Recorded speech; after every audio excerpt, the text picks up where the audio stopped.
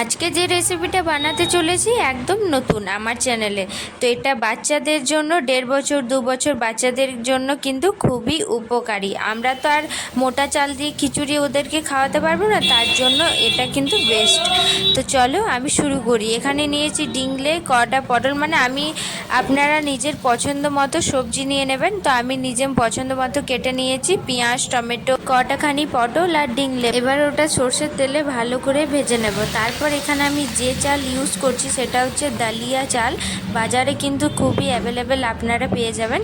তো ওটা আমি নিয়ে চলে এসেছি। আর এখানে দিয়ে দিচ্ছি একটু, মানে বাটির হাফ বাটি দালিয়া দিয়ে দিয়েছি। তো ওটা কিন্তু খুবই বাড়ে চালটা। ব্যাস দিয়ে ভালো করে ভেজে নিয়ে সমস্তটাকে একটু জল দিয়ে লবণ দিয়ে ফুটিয়ে দেব।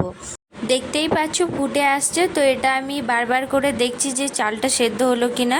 তো এটা কিন্তু খুবই জলদি সেদ্ধ হয়ে যাবে। তো একদম গলাতে হবে চালটা, খিচুড়ির মতো।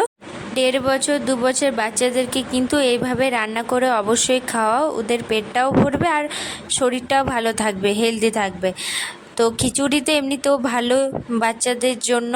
তো এটা কিন্তু অবশ্যই দালিয়াটা বাজার থেকে কিনে এনে অবশ্যই বানিয়ে ফেলো। তবে এই ভিডিওটা আপনাদেরকে কেমন লাগলো বাচ্চাদের জন্য একটা লাইক, একটা শেয়ার, কমেন্ট শেয়ার করো। বাই, দেখা হচ্ছে নেক্সট ভিডিও।